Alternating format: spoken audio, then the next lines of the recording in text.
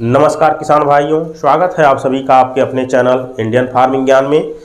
किसान भाइयों, हमारी फसल को सबसे अधिक नुकसान पहुंचाने वाला यदि कोई जीव है तो वह है नीलगाय। और नीलगाय के साथ साथ जो है आवारा पशु भी हमारी फसल को जो है काफ़ी नुकसान पहुंचाते हैं। आवारा पशुओं को छोड़ने का कार्य तो किसान खुद करते हैं। किसान क्या करते हैं, यदि कोई बछवा है या कोई दूध न देने वाली गाय है तो उसे क्या करते हैं कि दूसरे गांव में छोड़ करके चले जाते हैं। वह समझते हैं कि यदि हम अपना गांव नखा देंगे, दूसरे गांव में छोड़ के चले आएंगे तो हमारे गांव की फसल का किसी भी तरह से नुकसान नहीं होगा। जबकि दूसरे गांव वाला क्या करता है कि इनके गांव में जो है अपने छुट्टा पशुओं को छोड़ करके चला जाता है। जो पशु जो है किसान के उपयोग लायक नहीं होते हैं तो उन्हें किसान क्या करते हैं, सीधे जो है क्षेत्र में छोड़ देते हैं। तो एक किसान क्या करते हैं, दूसरे गांव में अपने पशु को छोड़ के चले जाते हैं और दूसरा क्या करता है, इनके गांव में अपना पशु छोड़ के चला जाता है। तो देखा जाए तो हर गांव में जो है पशुओं की संख्या जो है बराबर ही होती है और वही नीलगाय भी झुंड में रहती है।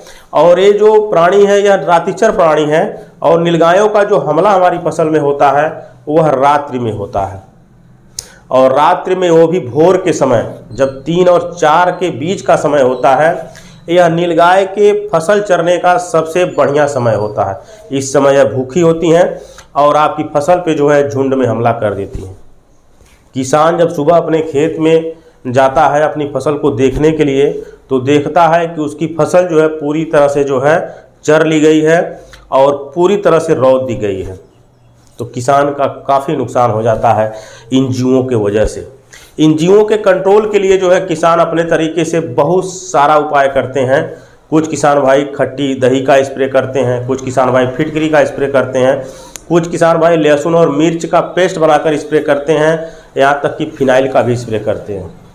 और इतना कुछ करने के बावजूद भी जो है इनका हमला फसल पे रुकता नहीं है और ये नुकसान पहुँचाती चली जाती हैं। सब्जी वर्गी खेती करने वाले जो किसान हैं वो अपनी फसल के चारों ओर जो है कम से कम 7 फुट ऊंचा जो है जाल का बाण बनाते हैं, तब जाके उनकी फसल बचती है। यदि 3 से 4 फीट का बाण बनाएं तो यह तो 3 से 4 फीट तो ऐसे ही कूद जाती हैं। तो कम से कम 7 फुट का बाण भी बनाना है, इनसे बचाव के लिए ज़रूरी होता है। और भी तरीके हैं। झटका मशीन किसान अपनी फसल के चारों ओर लगाते हैं। तो यदि यह फसल के करीब जाती हैं और तार को जैसे ही टच करती है तो इन्हें इलेक्ट्रिक का झटका लगता है और वहाँ से हट जाती हैं। उस झटके से जो है मरती तो नहीं है, लेकिन ये झटका लगता है तो ये वहाँ से भाग खड़ा होती हैं। और वर्तमान में चूँकि ये अब दिन में भी दिखाई देती रहती हैं, क्योंकि अब ये उतना नहीं डरती हैं जीवों से या मनुष्यों से। और यदि आप खेत में जाएंगे देखेंगे कि आपसे लगभग 100-200 मीटर की दूरी पर ही यह झुंड में खड़ी रहती हैं और आपको देखती रहती हैं। इन्हें अब आपसे भी कोई डर नहीं लगता है। यहाँ तक कि बहुत सारे क्षेत्रों में अब यह भी देखने को मिल रहा है कि नीलगाय जो है किसानों के ऊपर हमला भी करने लगी हैं। नीलगाय को जो है सबसे अधिक डरने वाला जीव माना जाता था। यदि कोई इंसान या कोई कुत्ता या कोई अन्य जानवर आवाज़ भी कर देता था तो यह खेत से भाग खड़ी होती थी। लेकिन अब ऐसा नहीं होता है, क्योंकि ये हमारे बीच में रहते रहते जो है यह पूरी तरह से अभ्यस्त हो चुकी हैं। यदि किसान अपने खेत में जाता है तो इतना ही करती हैं कि उसके खेत को छोड़ करके दूसरे खेत में चली जाती हैं। वह पूरी तरह से जो है बहुत दूर नहीं भागती हैं। तो किसान के लिए यह काफ़ी सिरदर्द है। तो आज हम इस वीडियो के माध्यम से जो है एक जानकारी लेकर के आए हैं, जिसे अपना करके जो है आप नीलगाय से अपनी फसल की रक्षा कर सकते हैं। और यह जो उपाय है यह मुफ्त है, इस पे किसी भी तरह का आपका रुपया भी नहीं लगेगा और किसान जो है इस उपाय को अपनाते भी हैं। तो करना कुछ नहीं है, हमको जो है नीलगाय का यदि कहीं गोबर मिल जाए लगभग 4 से 5 किलोग्राम, और उस नीलगाय के गोबर को जो है हम क्या करें 25 से 30 लीटर पानी में जो है खूब अच्छे से घोल तैयार कर लें। मतलब घोल तैयार करने का मतलब पतला घोल नहीं, एक गाढ़ा घोल तैयार कर लें। और इनका जो गोबर हो वो 1 से लेकर 5 दिन के बीच का हो, बहुत पुराना ना हो। सूखा हुआ गोबर जो है आप यूज करेंगे तो उसके यूज करने से उतना रिजल्ट आपको नहीं मिलेगा, कारण कि सूखे हुए गोबर में वह महक आपको नहीं मिलेगी जो इनके ताज़ा गोबर में मिलेगी। तो यदि ताज़ा गोबर इनका मिल जाता है तो बहुत अच्छा है। तो आपको करना क्या है कि 4 से 5 किलोग्राम जो है इनका गोबर ले लेना है और उसे जो है 20 से लेकर 30 लीटर पानी में अच्छे से खूब गाढ़ा घोल तैयार कर लीजिए। और घोल तैयार करने के बाद आपको कुछ नहीं करना है, एक कुचरी ले लीजिए। यदि आपके पास कुचरी नहीं है तो कोई अच्छा सा शाखा वाला जो जंगली पौधा होता है उसे आप ले लीजिए और इस घोल में अच्छे से डुबोइए और अपनी फसल के चारों ओर, मतलब मेड़ से 10 फीट अंदर तक जो है चारों ओर जो है अच्छे से इस घोल को छिचकाड़ते हुए चले जाइए।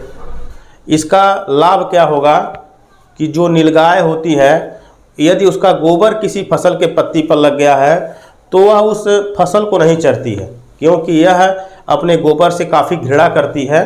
इसलिए यदि आप अपने खेत के चारों तरफ जो है नीलगाय के गोबर से बने हुए घोल को छिड़क देंगे तो नीलगाय आपकी फसल में नहीं घुसेगी।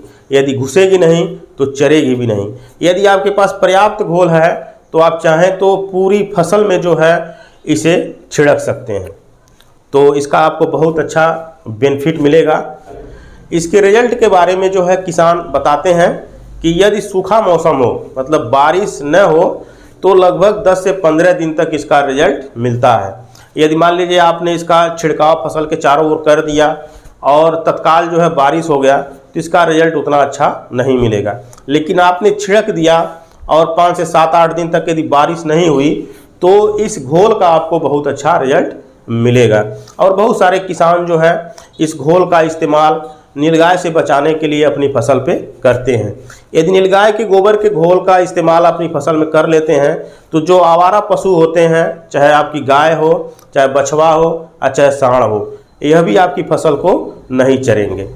तो किसान भाइयों, यदि आपकी फसल जो है नीलगाय से और आवारा पशुओं से काफ़ी नुकसान हो रही है तो आप जो है इस घोल का इस्तेमाल जो करके अपनी फसल को बचा सकते हैं। इस वीडियो में जो है हमारे पीछे आपने देखा ही होगा कि किसान भाई ने कैसे जो है नीलगाय के गोबर को जो है पानी में अच्छे से मल करके घोला है और उसके बाद जो है कैसे जो है कुचरी से अपनी फसल में जो है उसका छिड़काव किया है। घोलने में थोड़ी दिक्कत हो सकती है तो उसका मुंह बांध लीजिए और हाथ में थोड़ा दस्ताना लगा लीजिए तो आपको घोलने में उतना दिक्कत नहीं होगी। यदि आपका चित्त नहीं कर रहा है कि इसको घोलने के लिए तो बिल्कुल आप इसका इस्तेमाल न करें, नहीं तो आपकी तबीयत भी खराब हो सकती है। अन्य कोई उपाय अपनाकर जो है नीलगाय से अपनी फसल की रक्षा कर सकते हैं। तो किसान भाइयों, वीडियो अच्छी लगी हो तो लाइक ज़रूर करें। यदि आप इस वीडियो को फेसबुक पे देख रहे हैं तो फेसबुक को फॉलो करें, वीडियो को लाइक करें। यदि यूट्यूब पे देख रहे हैं तो चैनल को सब्सक्राइब करके जो है वीडियो को अधिक से अधिक किसानों के पास शेयर जरूर करें। तो किसान भाइयों, अगले वीडियो में फिर मिलेंगे, तब तक के लिए धन्यवाद।